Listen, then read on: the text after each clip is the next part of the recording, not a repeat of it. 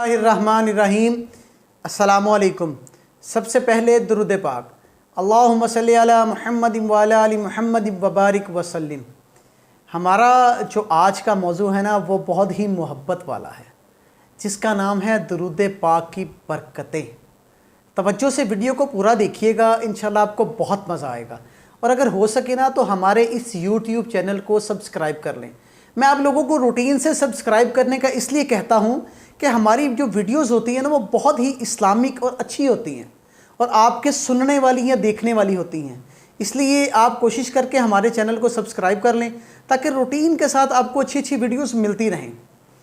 پیارے آقا صلی اللہ علیہ وآلہ وسلم نے فرمایا کہ جس نے مجھ پر یعنی نبی پاک صلی اللہ علیہ وآلہ وسلم پر صرف ایک بار محبت سے درود پاک پڑھا،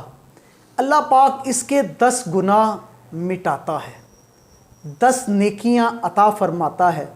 اور 10 درجات کو بلند فرماتا ہے۔ آقا کریم صلی اللہ علیہ وآلہ وسلم کا ارشاد پاک ہے کہ مجھ پر کثرت سے درود پاک پڑھا کرو، کیونکہ قبر میں جب ہم قبر میں جائیں گے نا مرنے کے بعد، تو ہم سے سب سے پہلا جو سوال ہوگا نا وہ آقا کریم کی ذات کے متعلق ہوگا۔ تو اس مقام پر اولیت کے معنی میں لیا جائے گا نا اگر اس کو، تو واضح ہو جائے گا کہ قبر میں منکر نکیر جتنے سوال کریں گے، ان میں سے جو سب سے اہم سوال ہوگا یا شاید پہلا سوال ہوگا، مختلف روایات میں ہے، وہ نبی پاک صلی اللہ علیہ وآلہ وسلم کے متعلق ہی ہوگا۔ آقا علیہ الصلوۃ والسلام سے درود پاک پڑھنے کی نسبت سے اور اس نسبت کی کثرت سے نبی پاک کی محبت اور عظمت درود پاک پڑھنے والے کے دل میں بہت زیادہ ہو جاتی ہے، اور قبر میں نبی پاک صلی اللہ علیہ وآلہ وسلم کی پہچان محبت عظمت کی بنا پر ہی ہے، اور جواب میں بلا جھجک اور برملا کہے گا۔ جو قبر میں جائے گا نا وہ فرشتوں کو بلا جھجک اور برملا کہہ دے گا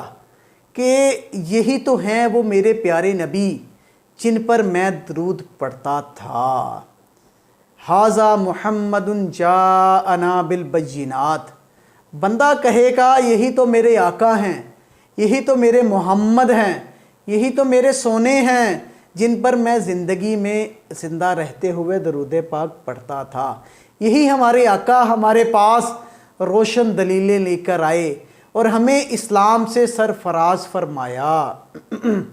یہ سن کر منکر نکیر کہیں گی کہ بے شک تو کامیاب ہو گیا، اور جواب یہی ملے گا کہ تو ہر جگہ سے ہر لمحے ہر وقت سے بچ گیا۔ اور جو منافق ہوگا جس کا دل عظمت مصطفیٰ صلی اللہ علیہ وآلہ وسلم سے خالی ہوگا نا، جب فرشتے اس سے سوال کریں گے ان کو پہچانتا ہے تو وہ کہے گا نہیں، ہائے ہائے ہائے ہائے میں ان کو نہیں جانتا۔ پھر اس کی قبر پر عذاب مسلط کر دیا جائے گا، اور جو عذاب قبر کا ہوگا آپ نے وہ مختلف روایات میں سن رکھا ہے کہ کتنا سخت عذاب ہوگا۔ پھر اس سے وہ لوگ عبرت کیوں نہیں حاصل کرتے جو شان مصطفیٰ سن کر دل میں کڑتے رہتے ہیں، ہوئے ہوئے دل میں کڑتے ہیں، چلتے ہیں کہ آقا علیہ الصلوۃ والسلام کی اتنی شان ہے۔ اگر کہیں بھی پیارے نبی صلی اللہ علیہ وآلہ وسلم کی شان میں جلسہ ان کو نظر آ جائے نا کسی بھی جگہ، تو اس وقت تک اپنے آپ کو وہ چین سے بیٹھنے نہیں دیں گے جب تک جوابی جلسہ نہ کر لیں۔ بخاری شریف ہاتھ میں پکڑ کر ہرزہ سرائی کریں گے، اگر نبی کو علم ہوتا تو یہ کیوں ہوا، اگر نبی کو علم ہوتا معاذ اللہ۔ ایسی بات نہیں ہے، ہم نہیں کہہ رہے، یہ وہ بدبخت کہیں گے کہ اگر معاذ اللہ نبی کو علم ہوتا تو ایسے کیوں ہوتا، ویسے کیوں ہوتا، وغیرہ وغیرہ۔ حضرت امام حسین کو کیوں نہیں بچا لیا، حضرت امام حسین بچوں کو لے کر کربلا سے کیوں آ گئے، حضرت امام حسین نے حسن نے زہر کا پیالہ کیوں پی لیا۔ اس طرح کی بلا وجہ کی باتیں کرتے ہیں۔ اے میرے بھائی یاد رکھ،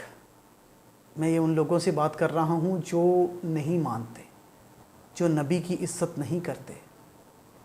دنیا میں تو پھونکا پھانکی چل جائے گی،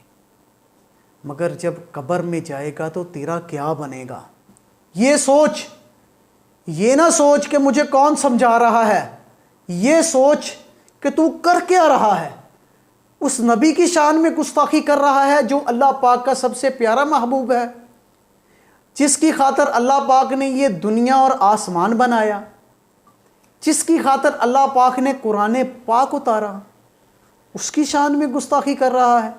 ابھی بھی وقت ہے، توبہ کر لے۔ علماء کرام بتاتے ہیں کہ ایک مرتبہ دو مولوی صاحبان کے درمیان مناظرہ منعقد ہو گیا۔ جب دونوں مولوی صاحبان مناظرے کے لیے آئے نا، تو ایمان اور محبت والے جو مولوی صاحب تھے نا، اس دن تقریر میں فرمایا کہ لوگوں میری بات سنو، اس مناظرے کا جو بھی انجام ہوگا، جو بھی، مجھے نہیں پتا کیا انجام ہوگا، وہ تو اپنی جگہ ہے، مگر میری قسمت دیکھو۔ 7 دن پہلے مجھے مناظرے کا علم ہوا کہ اس ڈیٹ کو مناظرہ ہونا ہے، تو 7 دن ہو گئے ہیں میں رات کو سویا نہیں، دن کو مجھے چین نہیں، میں ہر وقت آقا کریم صلی اللہ علیہ وآلہ وسلم کی شان میں خوبیاں تلاش کر رہا ہوں کہ کہیں سے، کسی بھی جگہ سے مجھے نبی کریم صلی اللہ علیہ وآلہ وسلم کی شان میں خوبیاں مل جائیں، میں ان کے اوصاف بلند سے بلند بتا سکوں، اور آقا علیہ الصلوۃ والسلام کے علم اور اختیار کی اور شفاعت کی کوئی بھی بات مجھے ملے تو میں اس کو جمع کر لوں، اور یقیناً میرا مد مقابل بھی 7 دنوں سے 7 راتوں سے سویا نہیں ہوگا، وہ بھی کتابیں ہی پڑھ رہا ہوگا، مواد اکٹھا کر رہا ہوگا، مگر معاذ اللہ کیا مواد اکٹھا کر رہا ہوگا؟ وہ مواد یہ اکٹھا کر رہا ہوگا کہ کہیں مجھے مل جائے کہ نبی کریم صلی اللہ علیہ وآلہ وسلم کے خلاف کوئی بات، کہ نبی کو یہ علم نہیں تھا، وہ علم نہیں تھا، معاذ اللہ وغیرہ وغیرہ، کیونکہ ہر مناظرے میں اس نے سوال کا جواب دینا تھا۔ جو بھی ہمارا آپس میں مناظرہ ہونا تھا نا، اس نے آقا کریم کی شان میں گستاخیاں بتانی تھی، معاذ اللہ۔ میرے مسلمان بھائیوں، اس بات پر غور کرو کہ قسمت اس کی اچھی ہے یا میری اچھی ہے۔ یہ سن کر دوسرے مولوی نے کہا کہ یار تو نے تو میری آنکھیں کھول دی، واقعی اس طرح ہی ہوا ہے کہ مجھے کھانا پینا بھولا ہوا تھا، میں نبی کریم صلی اللہ علیہ وآلہ وسلم کی نافرمانی کا مواد اکٹھا کرنے، نعوذ باللہ، میں مشغول تھا، میں سوچ رہا تھا کہ ایسی باتیں اکٹھے کروں جس سے نبی کریم کی شان میں کمی آئے۔ استغفر اللہ۔ میں یہ اعتراف کرتا ہوں کہ مجھ جیسا بد قسمت کوئی نہیں، لہٰذا میں اعلان کرتا ہوں کہ میں ایک جھوٹے عقیدے پر تھا، اور میں آج سے توبہ کرتا ہوں، اور اس کے ساتھ اعلان کرتا ہوں کہ میں نبی کریم صلی اللہ علیہ وآلہ وسلم پر درود پاک روٹین سے پڑھا کروں گا۔ یہ سننا تھا کہ اس کے عقیدے کے، دوسرے عقیدے کا تھا نا، اس کے عقیدے کے بھی کوئی چند حضرات جن کے دل میں نور ایمان چاکا، وہ بھی توبہ کر کے صحیح طریقے والے مسلمان ہو گئے، مگر جن کی قسمت میں نہیں ہوتا وہ بیچارے نہیں ہو سکتے، کیونکہ کہتے ہیں مشکل جو سر پہ آ پڑی، مشکل جو سر پہ آ پڑی تیرے ہی نام سے ٹلی، مشکل کشا ہے تیرا نام، تجھ پر درود اور سلام۔ جزاک